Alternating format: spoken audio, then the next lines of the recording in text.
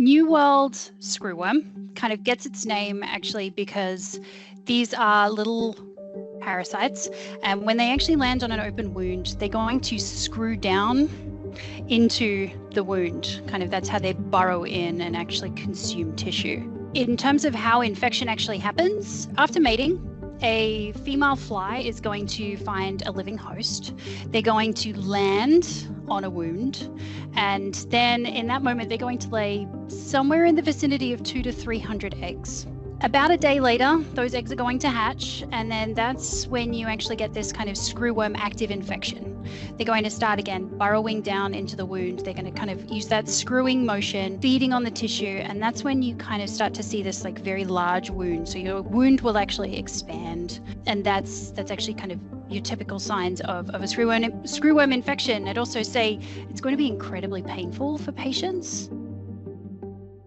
In the United States in particular, there is very low risk of infection right now. If you are planning to travel to places like Mexico or other places where there is an active infection, an active New World screwworm infection, bearing in mind the current infection that we have in the US was actually acquired while the patient was traveling, then you would want to take those steps, making sure, again, you have open wounds covered, long sleeves. You're not around surrounding yourself with animals, cattle, horses, etc.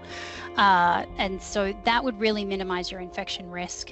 And realistically, if you're not doing any of those things, again, there should be a very, very small risk to human infection. If the parasite does make it here, that we can use to then control or eliminate the presence of it, just like we did in 1966.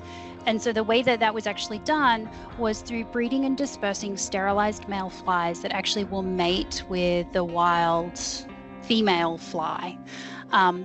Effectively, that just means that when the female screwworm fly goes on to kind of lay its 200 to 300 eggs again, those eggs they don't hatch. And so that effectively stops the life cycle. So I don't think that there's anything that we can do necessarily to stop it. It would be nice if, like in Australia, we were a giant island nation and there was large amounts of water that they had to cross. But that's just not going to be possible in this situation. We have a shared border, and so there's not really any way to prevent passage, if you will.